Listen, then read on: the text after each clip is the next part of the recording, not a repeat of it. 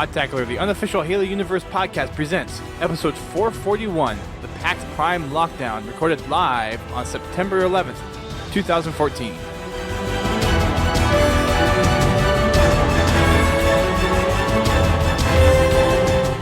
Hello everyone, welcome to Podtacular, the unofficial Halo Universe podcast. I'm your host, The Storm. And I'm your other host, Biowolf. And I'm your third special host, Haas. And we are back after a week hiatus because PAX was 2 weeks ago and I was at home kind of feeling under the weather.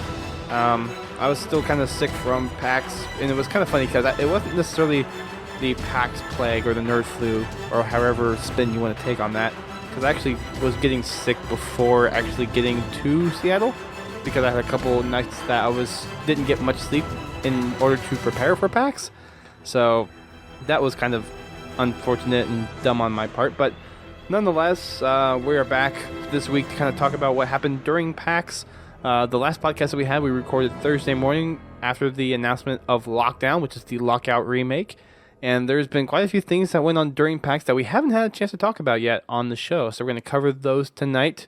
And last week's bulletin was a lot about what happened during PAX as well, and we didn't have a bulletin this week, so we're mostly going to be talking about what happened during PAX and the bulletin recap of PAX that was posted last week. So, with that said, Haas is on the podcast tonight. I believe this is your first time on the show. Is that right? It is. Yeah, so as we do for what is customary for all of our guests on the show, tell us a little bit about yourself, how you got involved with Halo, and what you do in the community. Well, how I got involved in Halo was we rented it from a Blockbuster Video, one of those relics, and me and my stepbrother played until 5 a.m. We left off at the library, and we woke up 2 hours later, if we even call that sleeping, and finished that campaign, and it has been a passion and love ever since that has begun. What I'm trying to do in the community is just keep those forums moving. I love the discussion going. The more people that talk on there, the funner it is. That's pretty much what I'm doing in the community right now. Very cool. You actually have a little bit of a competitive background. Why don't you dive into that a little bit? So at the end of Halo 1, me and my neighbor, not Mason Cobb neighbor, but we really started getting into Halo to the point where we were having LANs from all around the community every single day. And we walked into a GameStop one day and they handed us a little brochure for MLG Seattle for the last Halo 1 tournament that they had here. That was the first I ever heard about MLG, but quickly I got onto their website, got really engraved into that, and Halo 2 came out, and that was goal number one, is get a team, get going. I was only unfortunately able to participate in one MLG competition, and that was the last Seattle tourney they ever did.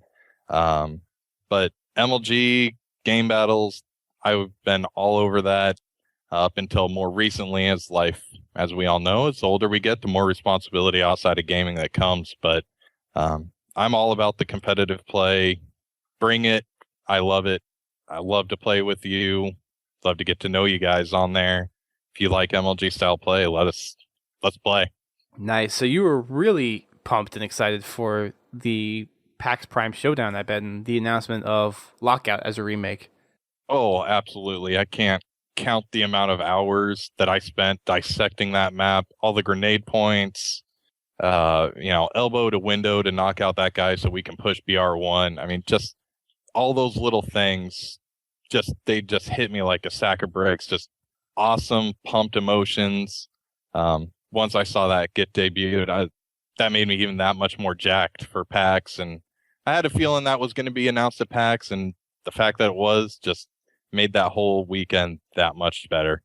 I think a lot of people had a feeling that Lockout was being announced because it was teased already from Frankie on NeoGAF a while ago, and it's one of two more maps that was going to be released, so there's still one more map they haven't talked about. But being a competitive person, how does Lockdown feel compared to its original Halo 2 counterpart? The feel I got, it felt very spot on. I know on some forums, I've noticed a lot of people commenting on your field of view and how that's changed. Hopping into that, I didn't feel that change. Honestly, when you get your hands on it, it felt like I was playing Halo 2 again. The time to get from one side of the map to the other all felt the same. Where I needed to look to make those skill jumps, they all felt very, very familiar. I thought it was really spot on, and it was great that it was not a Blackout remake. It was a Lockout remaster, because I felt that they really stuck true to what made that map so special to so many people. Yeah, I can say for my my opinion of it, I wasn't too big into the competitive scene. Well, I really wasn't around when Halo 2 first came out. So as far as kind of having a general feel for how Lockout was, it definitely felt like a lot of the control points were still there. And there are a few different things about the map too.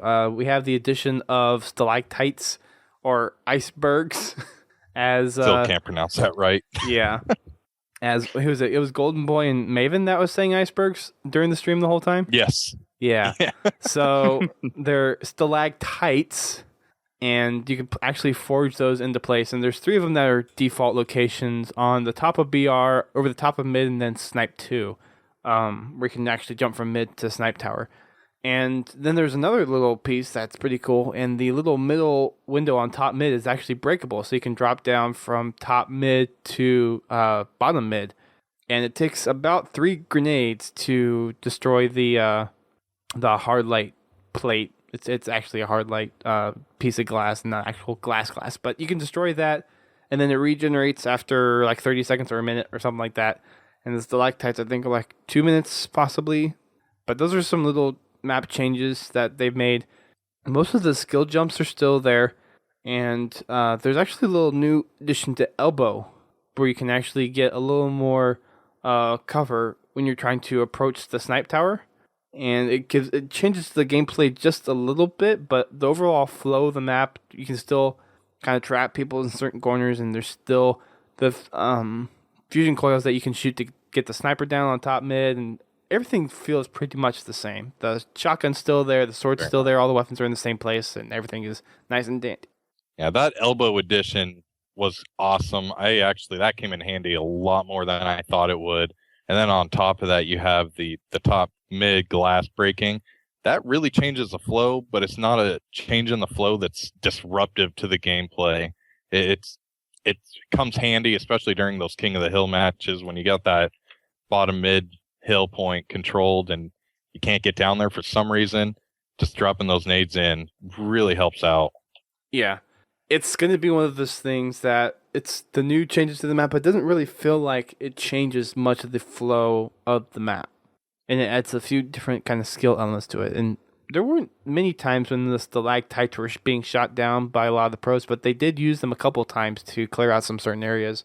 I saw it a lot more, actually, people playing in the booths. So for those that weren't at PAX, they actually had 3 different stations where you could play Halo, the Master Chief Collection on the Halo 2 Anniversary.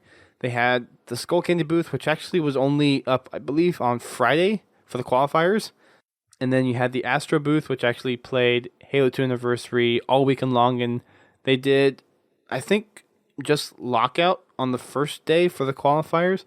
And then for the rest of the convention, they actually did Sanctuary, Ascension, and Lockout. They rotated those maps in. And then I think they just did Lockout at the Xbox booth for the Halo stuff that was there. So there were actually 3 different people that you could, or not people, 3 different stations that you can go and play Halo. And David, I went by Skull Candy on Sunday and Monday, and they were not playing Halo there. The booth was open all weekend, but they were not playing Halo all weekend. From what I found saw. Halo there on Monday. That's where I got most of my matches in. So were they rotating games? On one side, it looked like they had Plants vs. Zombies, and then on the side that had the Master Chief wall on the opposite side, that was Halo every time I walked by it. Oh, I probably saw the different part of the Skull Candy booth. Okay, never mind. I'm wrong. So, yeah.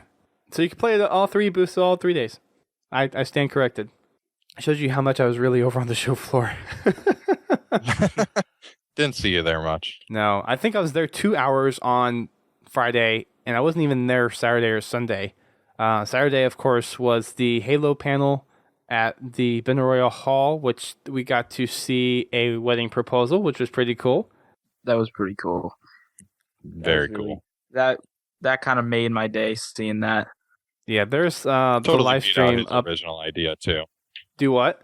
It totally beat out his original idea too. What do you mean? What was his original idea? He was gonna do it at the studio at 343. Oh yeah, And I think the panel that totally beats it out and then he dropped the ring. with some choice words. Yes. Well, yeah, we'll leave it at that. But it was really cool. I got to be up on stage and actually take some pictures, which are uploading tonight. So I got a few of those, and there's the stream that's on the Twitch archive on the Halo channel, I believe. And then Duquesne actually reposted the stream on his YouTube channel. We'll probably do that here in a couple of days as well. But it's really cool. There's a lot of good stuff that they talked about during the panel. We got to see stuff about Nightfall. We got to see stuff about the sounds that are coming to Halo 2, as well as the remaster soundtrack, which I will say that the sounds for Halo 2 Anniversary sound so much better. The weapon sounds are freaking awesome. But the music, I'm not exactly on board with kind of the decisions they made with the music.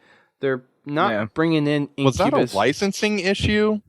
I don't know. Breaking Benjamin and Incubus, but that I just was not feeling the Rock replacement at all. I didn't either. I know Breaking Benjamin really wasn't back together at that point. I know they had the recent announcement that they were coming back together, and I thought that was going to be something where they were going to be part of the soundtrack, but that, I guess, didn't turn out. I don't remember if they said it was something that was licensing or if it was just out of the realm of getting in touch with them and making that kind of done again, but the remaster soundtrack and the new music that's in the game is not going to have the Incubus or Breaking Benjamin stuff in it. It will be in the original version if you're going through with like the original Halo 2 way of things, like the old soundtrack and stuff like that. Yeah. Breaking Benjamin and Incubus will be in there, which I'll probably just switch back just to listen to them again. I mean, no offense to the new guys, but Breaking Benjamin's kind of a huge band of mine that I love listening to, and replaying that and listening to the music again is going to be just that much better. So, yeah. And actually, David in the chat, who was at PAX this year, he said there was a licensing issue. But as far as the kind of to expand on what you were talking about, Biowolf, the music as it's going to be done in Halo 2 Anniversary is going to be tied directly to the graphics engine that you're playing in. So there's not going to be the option to select which audio you're getting in the game. I think in Halo CE Anniversary, you could pick which soundtrack you were listening to. I don't exactly remember if you could do that or not, but if you're playing Halo 2 in the original graphics, you're going to get the original soundtrack, and if you're going to be playing in the new graphics, you're going to get the new soundtrack, and that change is also instantaneous with the game. So that's going to make it really interesting whenever you go from the Incubus or the Breaking Benjamin songs and flipping over to the new graphics. If you jump in the middle there, how is that going to just, like, is that going to really mess you up? Because the music sounds completely different. And to be honest, I wasn't a big fan of the new rock music that they had in there. I don't know how it sounded to you, Biowolf, at home, but for a lot of us who were there, it didn't quite sound appropriate. It didn't go with the way of Halo, in my opinion. Like, I think it was one of those moments where you struck gold the first time around, and I don't think the first time, but I don't think they're gonna go and I don't know. It's gonna be one of those things that some people are gonna love it, some people are gonna hate it, and I'm just not on board with the new way it sounds. No. So that's one thing we're just going to deal with because it's what they're going to have to do with the new soundtrack. It sucks that they can't just reuse the music that they did, but what they're doing for the new soundtrack, I can see why they're not choosing to do that, because they're basically remastering the soundtrack to utilize the full surround sound capabilities of the recording, and they're doing this at Skywalker Studio, and the music is going to have a surround sound effect to it. And I believe for the original Halo 2, it's probably all done in just stereo. Yeah. Now, the one thing that I wanted to go to is that they're redoing the gun sounds for the new Yes. soundtrack. I just want to say it here first. The sniper sounds like it's back. It really does. It sounds That sniper ridiculously sounds good. sexy. There's a couple things like I was telling you before. The plasma pistol it's good. It just sounds a little bit different to me. I'm kind of used. I guess from playing Halo 4, I'm used to that way of things are sounding since I haven't played much of Halo 3. Well, actually, I have, but I haven't really absorbed the old way of things. So it's really cool to see. Like the rocket launcher sounds pretty good. The sniper sounds amazing. The battle rifle seems all right. I didn't really. Yeah, it's nothing too fantastic, but it's all right. And I was looking for the needle. I don't remember if they showed that. Did they? No, they didn't. It was the Magnum, the SMG, the plasma pistol, the energy sword, the rocket launcher, and the sniper rifle. Now the energy sword. So my standpoint of watching the stream compared to people that were there, they told me that there was no comparison. They said when you lunged that thing when it actually formed, they said it sounded ridiculous. Like they said it sounded really, really good. On the stream side of it, it didn't sound that great. So I couldn't really tell you about the sword, but apparently that was a really big deal for people. My heart stopped when that sword came out. If you ever watched the original Halo 2 multiplayer debut on Zanzibar, and I think it was Joe Staten whips out that sword, and it just that crack when they did that in that multiplayer sound comparison. Oh, that excitement to use a sword just came roaring back. Yeah. I like the sounds that the SMGs had. It sounded a little more hearty to it. And one of the things that I noticed also in the sound comparison video, which is not exactly meant for this video, but the lighting effects of the guns actually reflect back onto your model and the gun models. So all the muzzle flashes actually do have a dynamic lighting element in the graphics engine. So I think that's something that Halo 2 really didn't have back in the day. So that's pretty cool too. Yeah, that's pretty cool. I think as far as the plasma pistol goes and the energy sword, to me they sound a lot more realistic. It's not necessarily like something that's all inspiring or massively changing. It just sounds a lot more how you expect the gun to actually sound if it were something that was real. Yeah. I mean, I can agree with you on that. It does sound more realistic. It's just I like the way it sounded in the original Halo. So I think that's the reason why I'm kind of iffy about it. I mean, I'm sure that like when I start using it and listening to it, I'll like it more. But I think I'm just one of those people that like the old fashioned like the new now. Don't get me wrong, some of the sounds I like better, like the sniper rifle, the energy sword, the rocket launcher. All those there's those that I enjoy more than the old ones. It's just some of the new ones I don't really personally care for. I think everyone has those kinds of weapons that they kind of stick to the old style and just really latch on to what it was before. And everyone's going to have those certain things that I like it when it was the original, how they originally did it.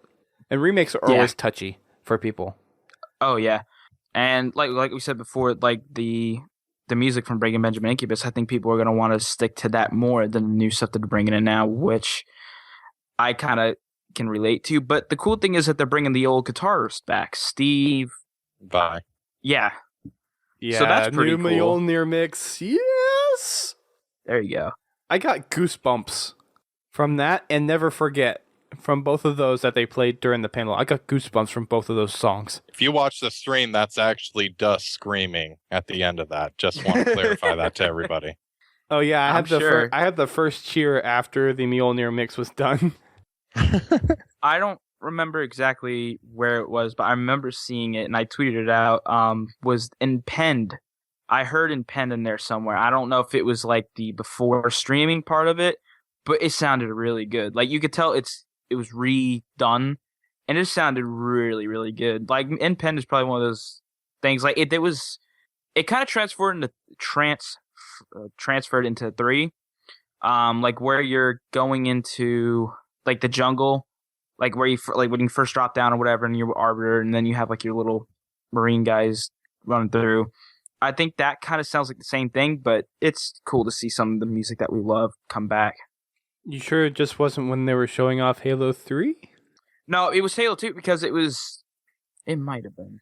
Because they were showing part of the Halo 3 campaign during the panel, and you were talking about Halo 3. No, I don't think it was during the panel. I think it was before. Oh, so yeah, it could have been some music that they were playing, but I don't think they were playing any of the Halo 2 anniversary music. No. I think it was I don't know. all original soundtrack, because I do know they were playing Halo 1 and Halo 2 soundtrack music before the panel started. That could have been it. It could have been. I mean, it sounded better with the headphones I was using. It could have been. So, Oh, David in the stream is saying it was the Nightfall behind the scenes. is that what it was? It could have been. I just remember hearing it. I don't know. Anyway, I'm just glad it's back. Yay!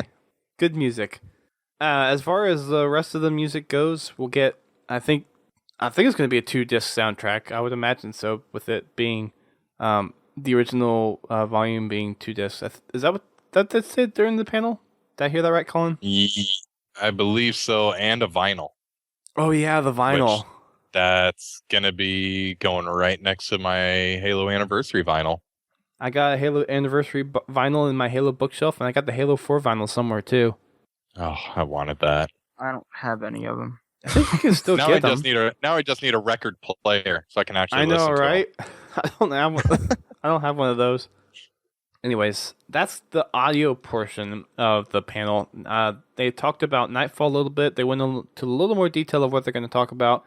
And one of the things that they mentioned, or Frankie mentioned in the behind the scenes, and they actually talked about during the panel a little bit, is that this piece of Halo that they're going to be on for Nightfall, it's rotating around a star, and it's rotating in such a way that whenever it faces the star, the surface of Halo gets so hot that the mechanisms that control the environment on Halo can't exactly account for the extreme heat.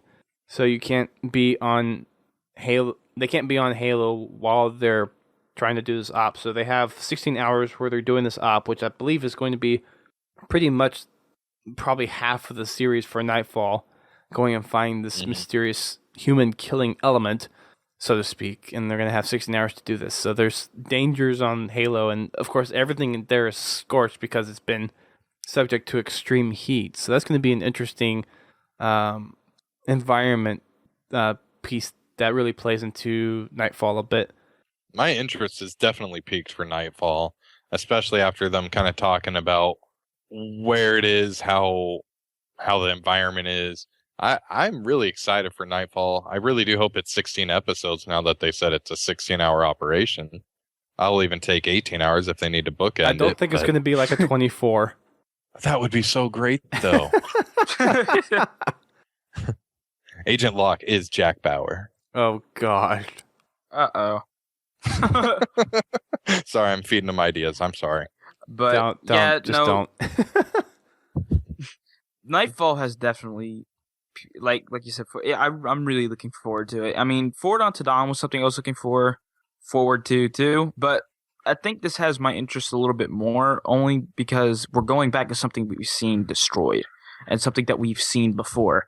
And it's really interesting with this element or whatever it is, killing the humans is just another thing that's really, it's like really gripping my really mind bizarre. of like, what is it? Yeah, like it's really weird. Like, so it's going to be really interesting to see where things are going to line up. And also it's going to be really see if we see anything from Nightfall in the Halo 5.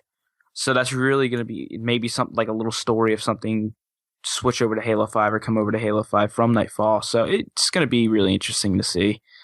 And I'm also liking the fact that they're bringing it in episodes. That way it has a little bit more longevity to it instead of just watching it at once and then you get that first thing. So, well, I'm wondering if they're going to do what they did with Forward Unto Dawn and release it on a weekly schedule, and then at the end, whenever everything is said and done, you could buy it on Blu-ray or actually have the full experience like you did with Forward Unto Dawn. I think that would be pretty cool. Don't you think the episodes would be longer, though? I really hope it's not broken into 5 to 10 minute segments or 15 on Forward Unto Dawn. Yeah. I kind of want like a full TV show style treatment, not this web miniseries. You know, here's here's Well, a scene it's and supposed to have be fun with it. it's supposed to be like a digital feature that's very similar to the style of what they did for Forward Unto Dawn. So I think it's going to be shorter episodes that kind of play into something that can be watched over time. I want to say Kiki said something along the lines where it's supposed to be kind of similar to Forward Unto Dawn was.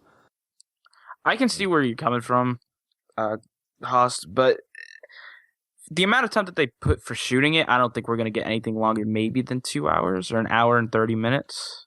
No, I think that's going to be the Steven Spielberg show. Yeah. That I'm going to get what Yes. I want. Yeah, so it's going to be.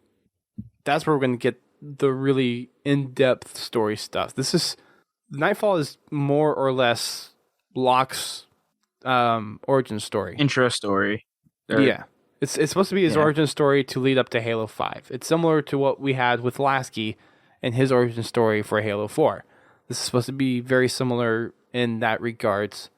I feel like we're going to get more, though, from Locke than we did. Because Lasky, yeah, we got an origin story, but I feel like this is going to more directly affect the character that Locke is in Halo 5 Yes. compared to who Lasky was in Halo 4. Well, I mean, I definitely he's agree. more of he's going to be more of a character that we're going to see more of in Halo 5 than we did with Lasky.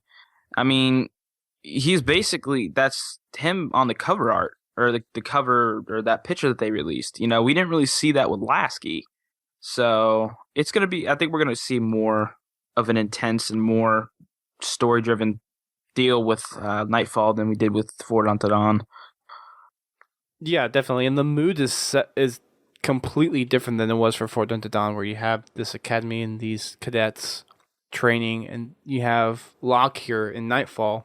He's an Oni operative. He's being kind of dished out to the UNSC to go find what's on this derelict piece of Halo and what's going on there. It's going to really help kind of give a little more of an immediate perspective on who he is and what his character is really going to be like to set it up for Halo 5.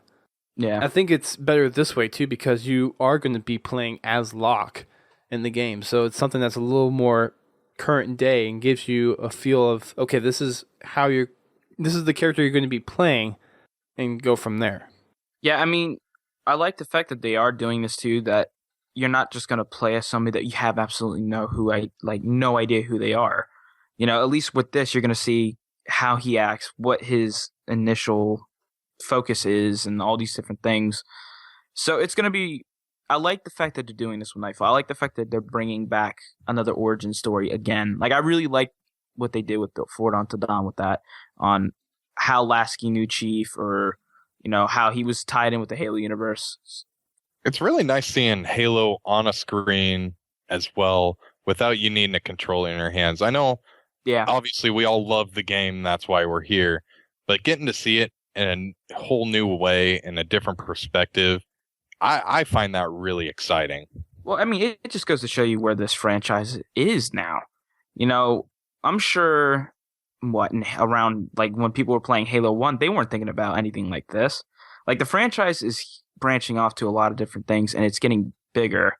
And I like that. I do like that. I mean, more people are going to get more affiliated with Halo with different things. Like, I was telling you guys a couple of days ago that my friend or my cousin's seen Forward Unto Dawn, but has no idea about the game.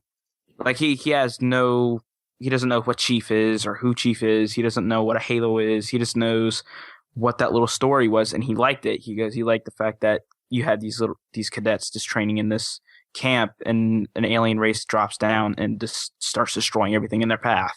So It's the only Halo-related thing my wife will partake in, which is good. Yeah. Hey, it's something, right? It just opens Yeah. up the universe amen. a little bit. I think the books are a pretty good way to kind of get that external fiction for some people without having to play the game, but it gets really detailed into the lore of Halo, which I think is why Forward Unto Dawn has been kind of successful with people that aren't necessarily into Halo as much, but can actually get a good feel for it. And I'm wondering if Nightfall is going to have a similar effect. And I'm expecting it will. Mm-hmm.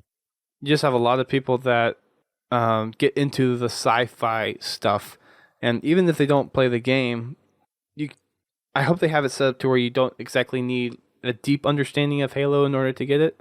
But even still, if you show it to a friend, you could just give them a 5-minute synopsis of what happened in Halo 1, because this is kind of a direct, well, Connection. yeah, I guess that's It's like kind an of the aftermath.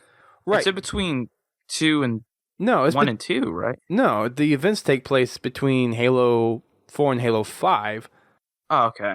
I got that backwards. but you have this piece of Halo from Halo 1, so in a sense, you just kind of can go from Halo 1 straight into this and be like, okay, this is what's going on. Yeah, I mean, you have that fragment of what the aftermath of Halo 1 was. You know, you have what Chief destroyed, what happened after that, which is pretty cool. Right.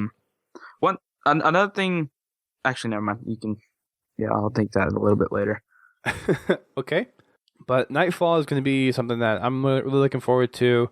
I'm probably going to be watching it the minute I get the Master Chief Collection, depending on how much time or how busy I am. It might just be something where it's good just to kind of watch on the side for the time being while I'm working on other stuff for Podtacular or whatever. We'll see how it comes out. But I'm looking forward to that. That kind of covers a big bulk of what they talked about during the panel and what was in the bulletin for last week. But as far as the rest of PAX goes, we did have the PAX Prime Showdown, which we got to see some pretty awesome competitive teams play for the first place prize.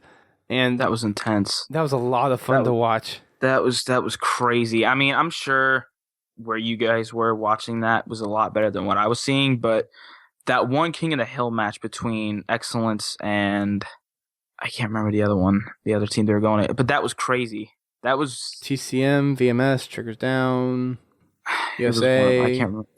I don't remember. Something. I'll have to yeah, it was one of them.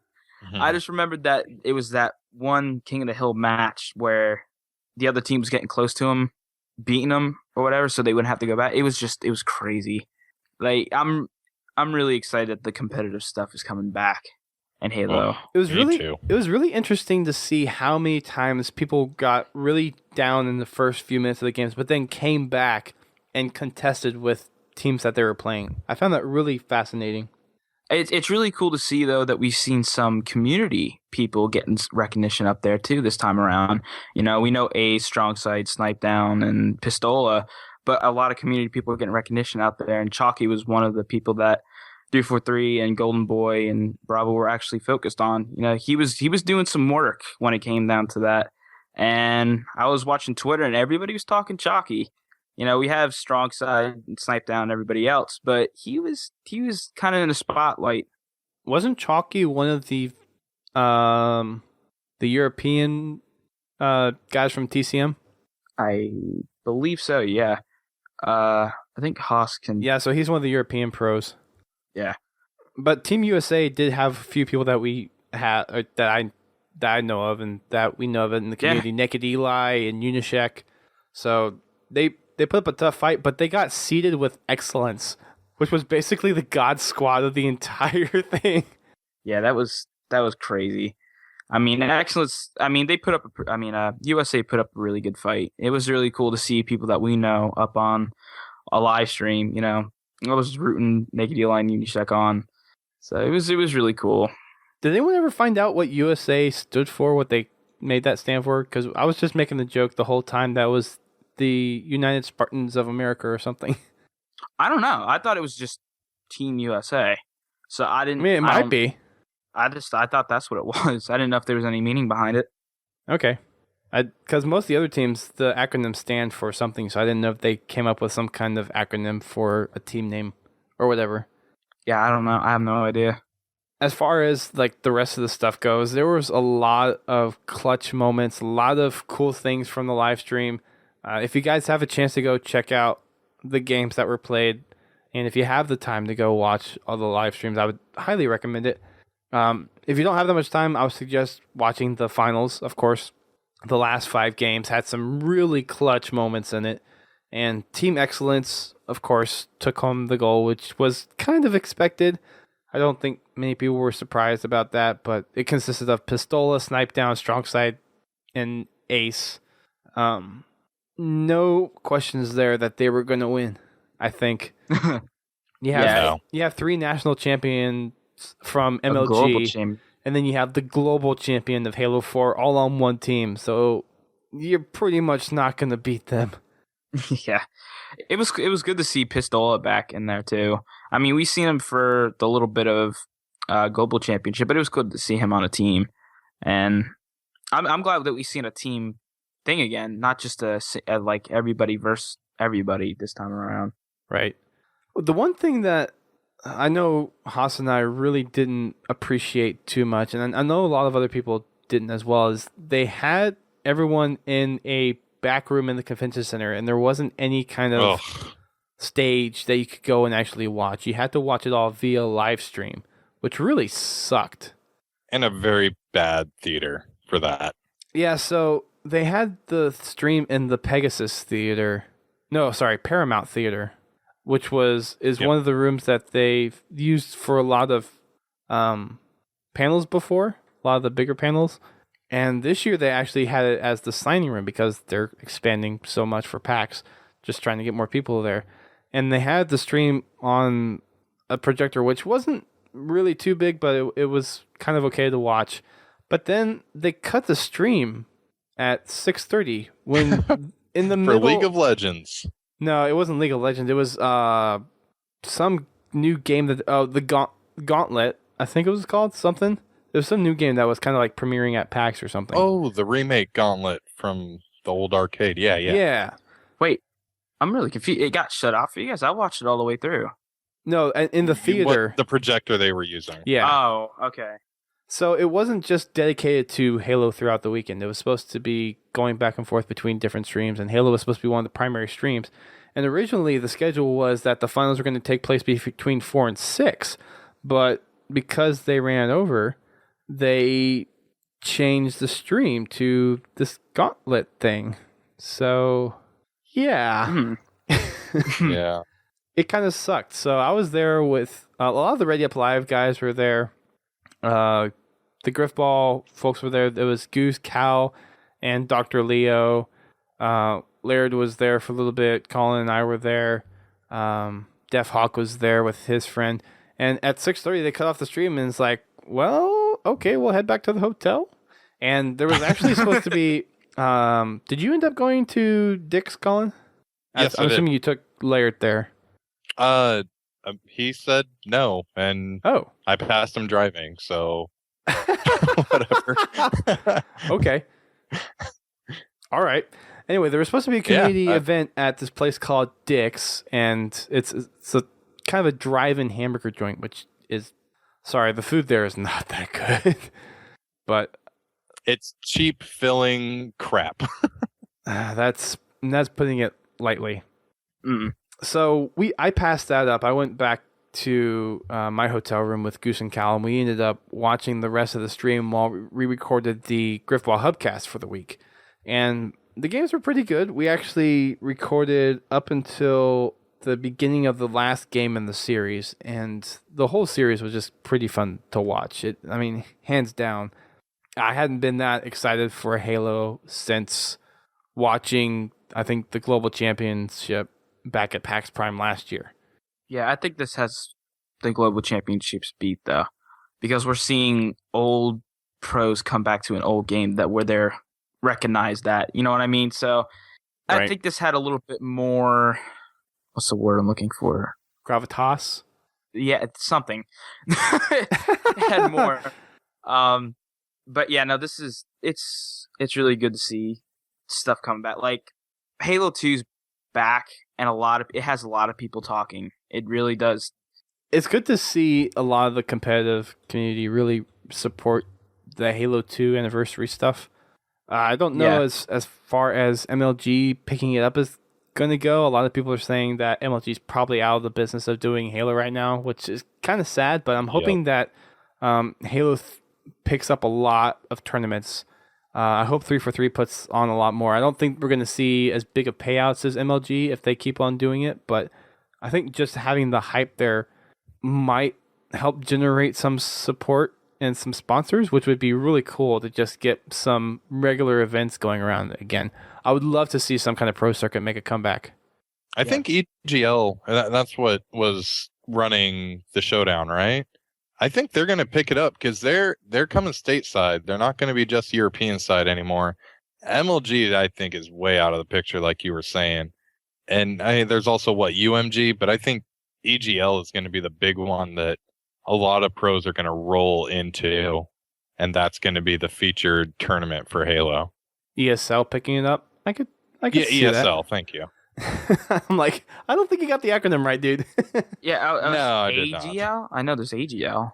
AGL. That was kind of. Yeah, I know. Yeah. Yeah, I'm like. Anyway. Yes. But as far as what's going down with the competitive scene of Halo, it is there kind of right now. It's going to be really interesting to see what happens when the game comes out, because someone needs to step up to host those tournaments. I'm hoping that with the Twitch and ESL partnership that Halo can still sponsor some of these, but I really think it needs to happen outside of the convention events and have it to where you do have like pro circuit type stuff. Yeah. Because with as many events that they go to during the summer, it'd be hard to host events back to back like that. And I think teams need time to really kind of, recuperate a little bit. Having kind of a 2-month time span between events might be good just from a financial standpoint in order to get to places. Even if you did something like every quarter, I think that would be a lot better than doing something that's every 2 or 3 weeks during the summer season when you have conventions all over the place. I mean, they also need to pick which game they're going to use too, because I have a lot of friends that are kind of torn between Halo 2 and 3. Yeah. It's kind of interesting. I think it's going to go to Halo 2, but unfortunately there's those people that think fancy graphics means a great game and bad graphics mean a bad game. Yeah.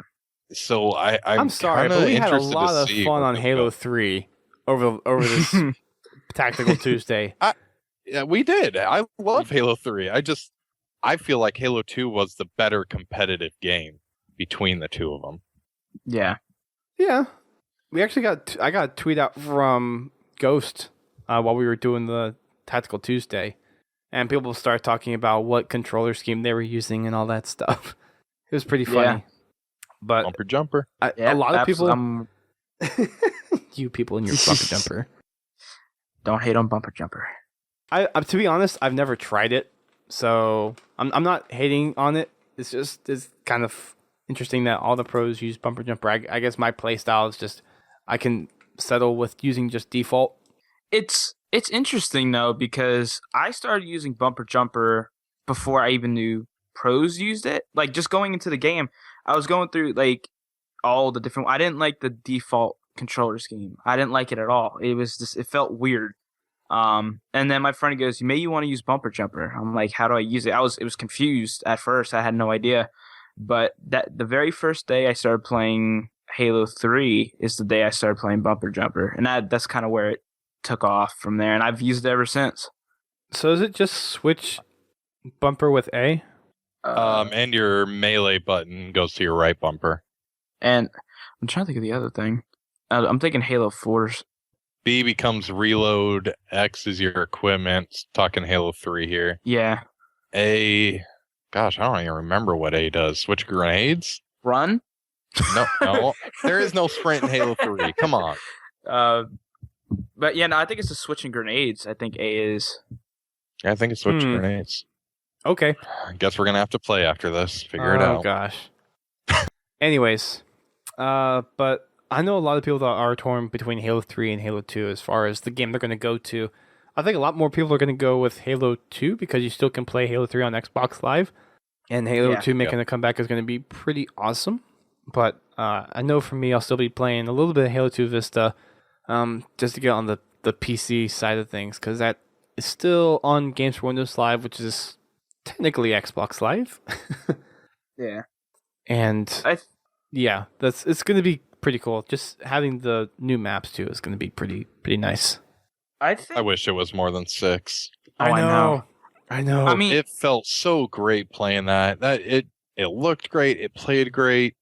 Now I want it on all the Halo 2 maps. I really do. There's only so much time and effort they can have though to make this game. Yeah. There was an idea that was floating around, which it was interesting, that bring the old map remakes as DLC, the Master Chief Collection. It was a decent idea, but like you said before, like with Halo 5 coming out, they're not gonna have any time. No, they're not. This is the maps that we're gonna get. We're gonna get these 6 maps, and we're just gonna have to stick with it. Yeah. I mean, now going between Halo 2 and 3, I think I'm going to be siding with 2 only because I haven't really experienced it like What? a lot of you guys have. I mean, I didn't like the multiplayer side of it. I never really played because like I was always in custom games with Sorry, I just feel like doing that. But I think I want to experience Halo 2 again, or not again, but I want to experience it better than what I did. I mean, I played maybe like 14, 15 matches online, and that was about it for Halo 2, but I think I'm going to be stuck on Halo 2, especially Halo 2 Anniversary when that comes out. And I will say, it is exactly 2 months before the game comes out. I know. Oh. I know. He needs to hurry up. It's not fast enough. The outside world goes dark on November 11th. I need that Dr. Halsey's note that was put out on Twitter a while ago. I know which one you're talking about too. Was it gave you it? It was for 3 days off for doctor's I think note? it was. Was it 3 or was it 4? I think it was 3. Yeah, I think it was 3. I'll just mysteriously just like, I don't know, like I can't stand up. I have no feelings in my leg or anything. I'll find something to do. Calling in sick. But it's good stuff there. One thing that something else that was during the panel too that I forgot to mention was some of the Forge stuff that they talked about. Yes. Yeah. I spent a lot of time talking with a couple forgers, and they're extremely excited to see some stuff brought back into Halo 2 Having problems Anniversary. speaking? Being brought back. Yeah, I can't talk. Being brought back. It's- Blah, blah, blah, blah, blah, blah, blah, blah, blah. Anyways, as far as the stuff goes with Forge, we have we just got a slide of stuff that they talked about. Nothing too big, but some of the new things on here. They have the list up on the bulletin of the slide that they have. So bug fixes is magnet location consistency and the menu polish. The magnets in Halo 4, just with some of the different pieces that you could use. The blocks worked, of course, the ramps worked and all that stuff, but you had some issues of actually getting pieces to stay level when you save.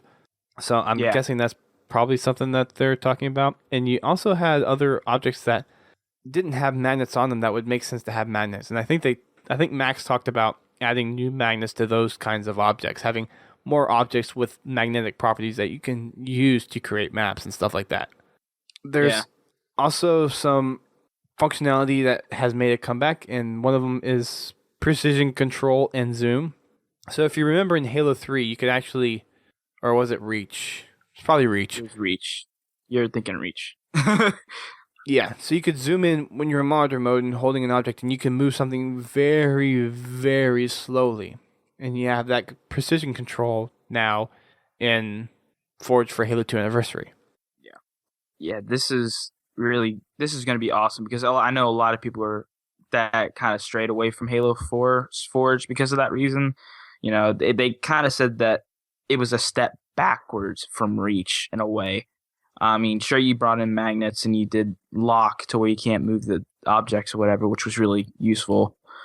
But going from one thing and not introducing something that was introduced from the last one, it was kind of annoying. So I know a lot of people are going to come back because of this reason, just because of precision forging.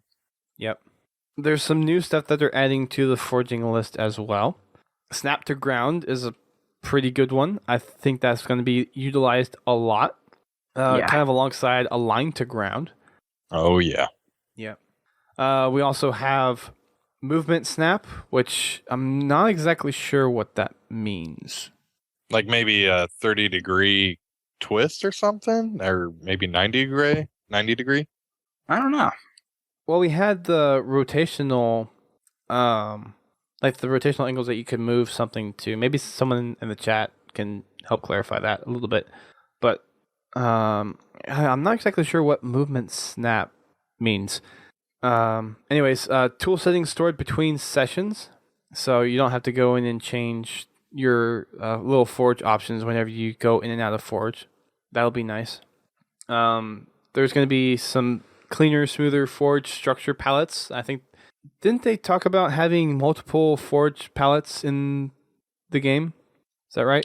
Yeah, because they had the sky boxes that are going to be open to forge, and I that's the only one that's sticking out in my memory right now is the sky boxes, which I'm interested to see what they mean by that.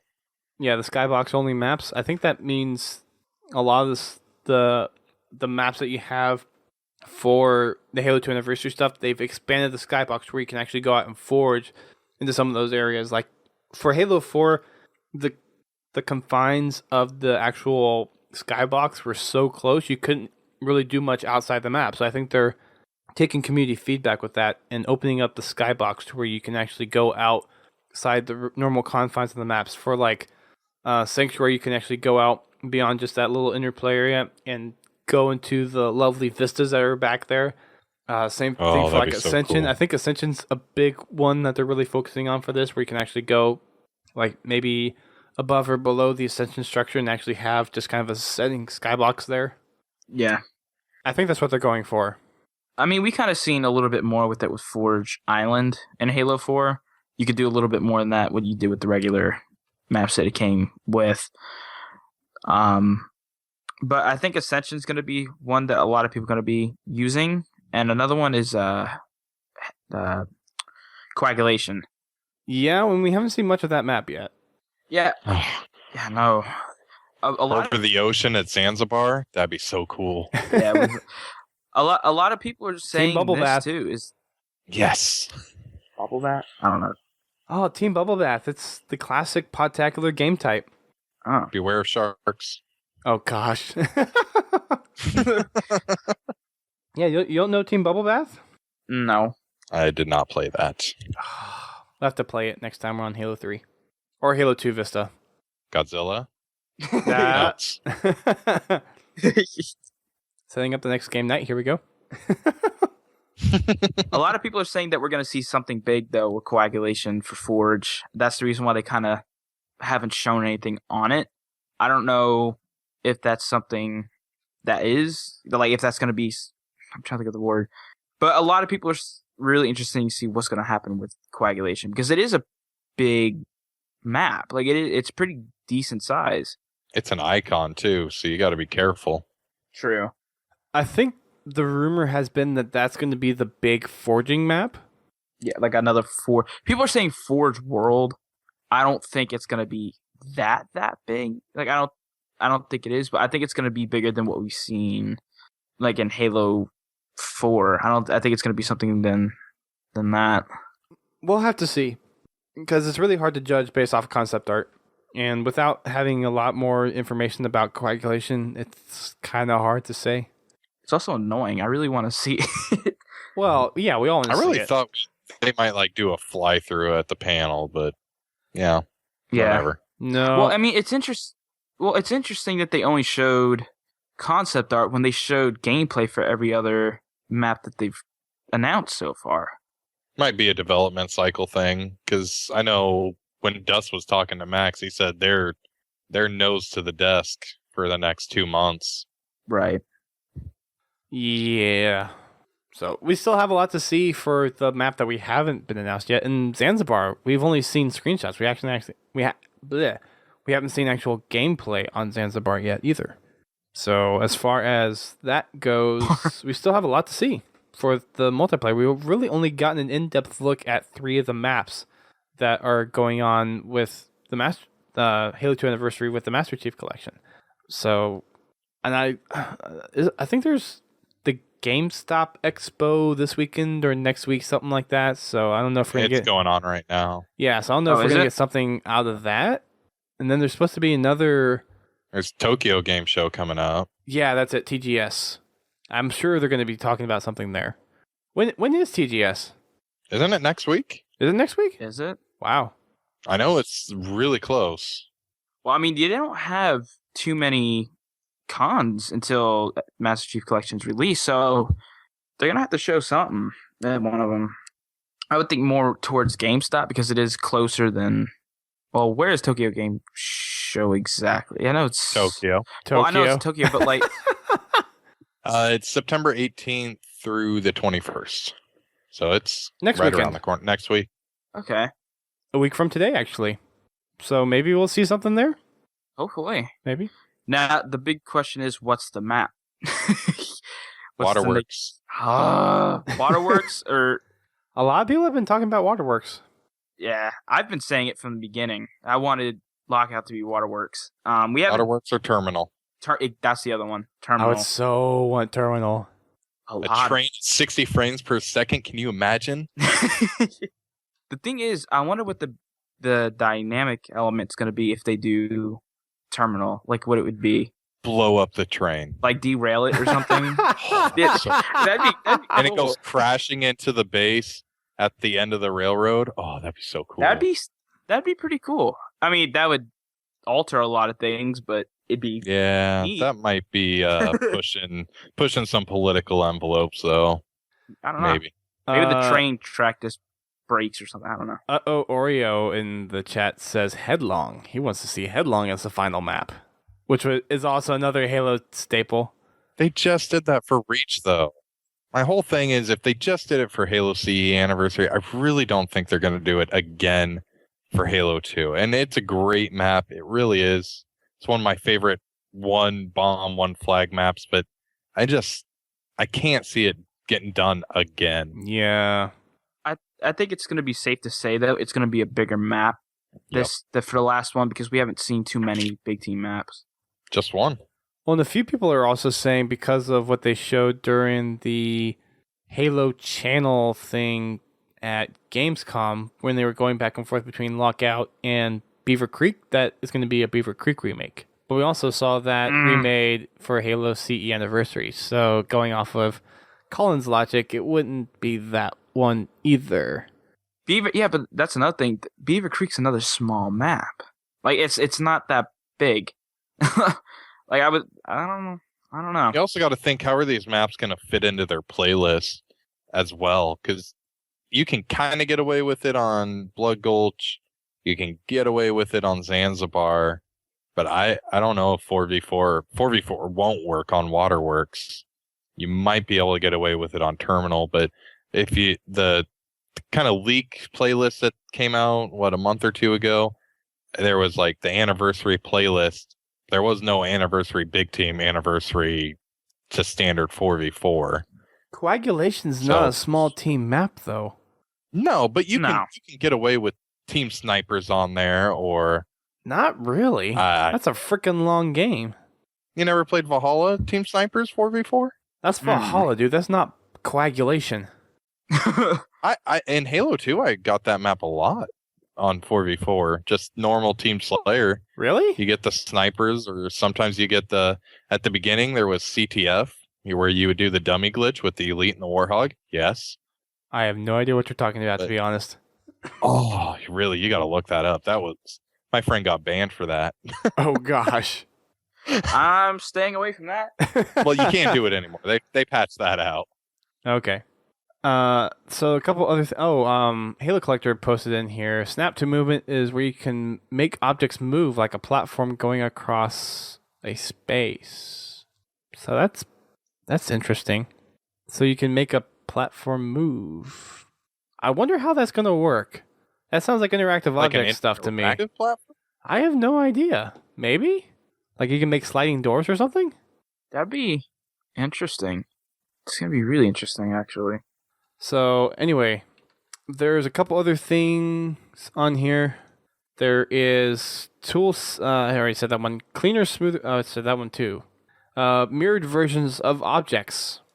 I think that's where you're going to be able to. Because they said that you could actually make objects into a group and then duplicate that group, right?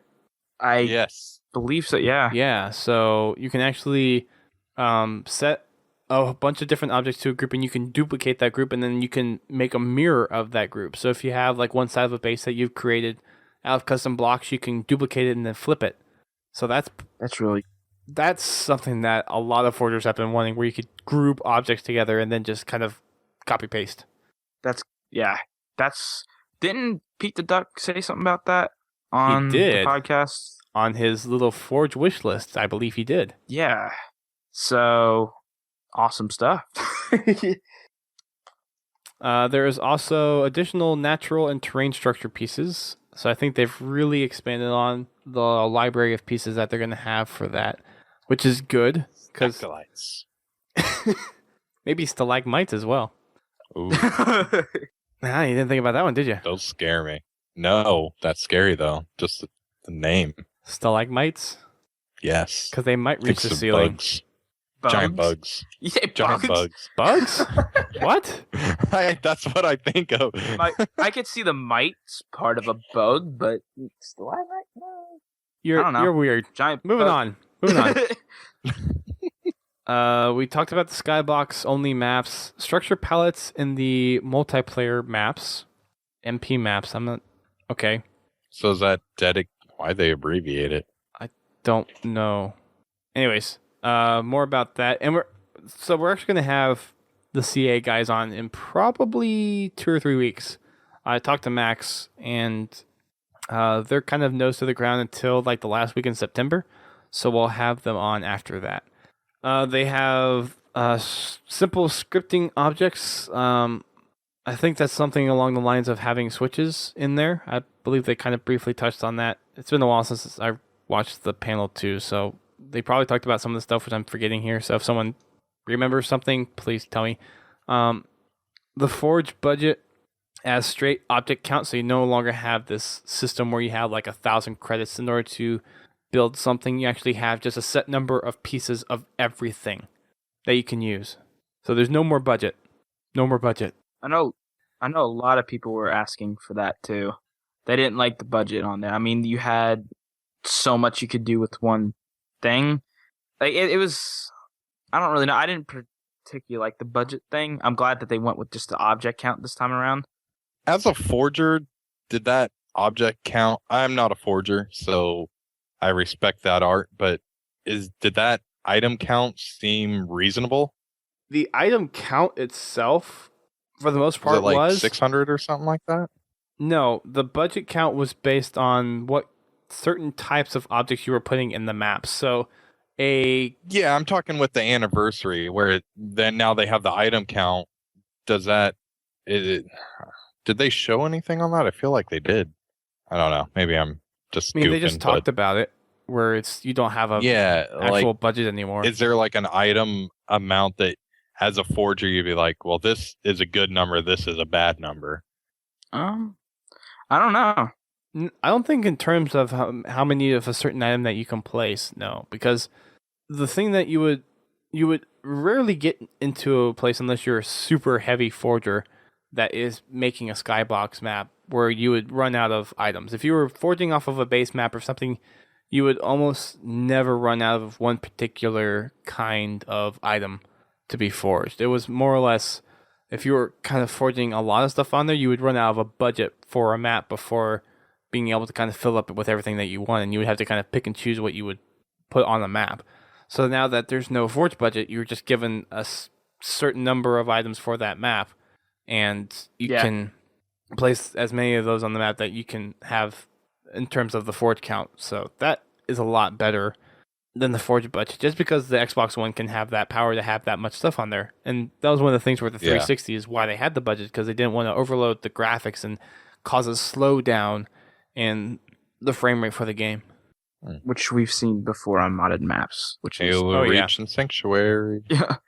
One thing I will say is, because I talk to Duquesne on a regular basis, and he's really excited for racers, like people that make race maps, that want to make the race map look pretty, I guess, with aesthetics and stuff like that.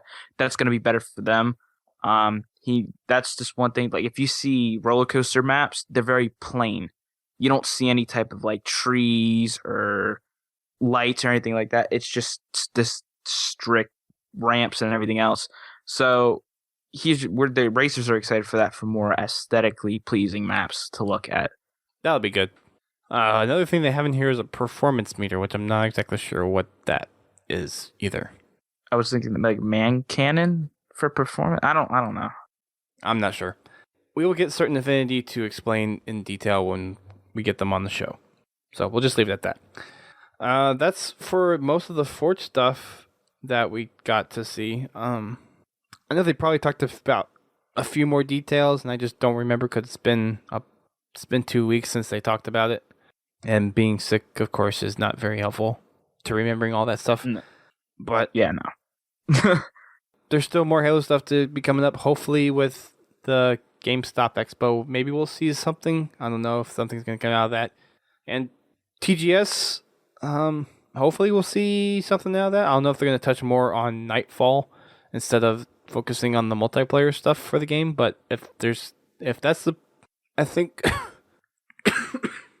think if there's any place to reveal the last map, any big gaming convention left, I think it's going to be TGS. Well, they hinted at another tournament, didn't they? Did they? I think so. I remember reading something on Twitter saying that someone's saying we may see one more. Oh, I don't remember hearing that. I remember seeing something. I don't know if it was from like a community member or if it was from, I don't remember exactly. I just remember seeing something that they may have one more. It's possible. I wouldn't think that it's completely out of the realm of not going to happen. It's a matter of when and where they would do it. Yeah. What is there anything else between TGS and the release that they could do it at? I'm trying to find that right now, actually. Yeah, I don't know. To my best recollection, I don't think there's... Well, there is New York Comic Con that is... Is that big enough?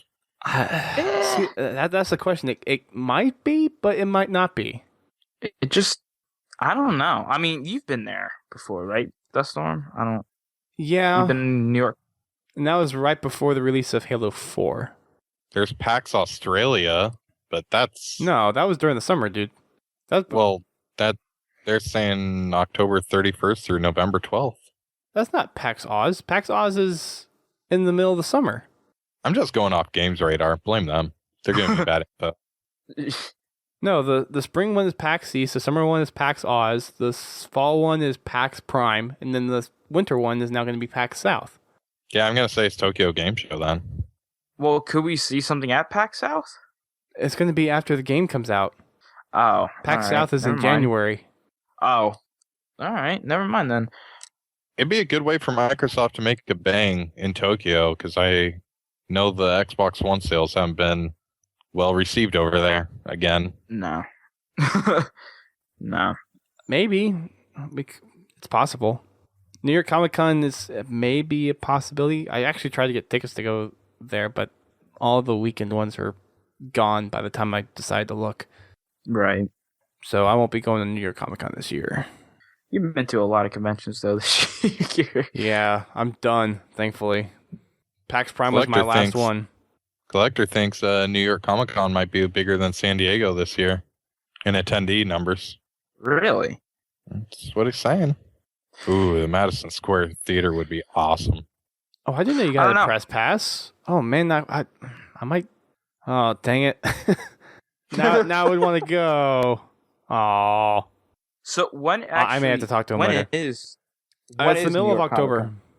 It's I think that's out of my deal. I think it's I want to say it starts the 16th of October and it goes through to the 19th, I think. That might be too late to show off the last map.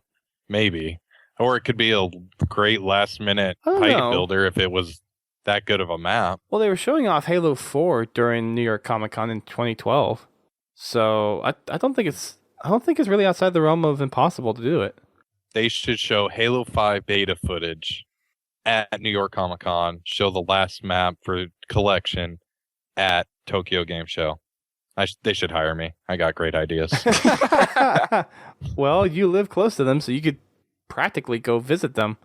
Ring the doorbell. Just be like, "Hey, I got ideas." Don't hit me with your hammer, please. I got the hookups, yo.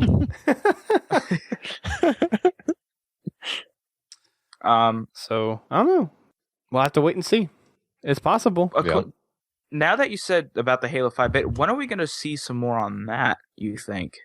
You think that's just going to be After I think now that my mind's thinking about it, I think New York could be a great way to do it. Because then more people are going to be like, oh, I have to get this collection. I have to get an Xbox One. Bam, right leading into the holidays. Yeah, that's true. It's like perfect. That is true. The possibilities.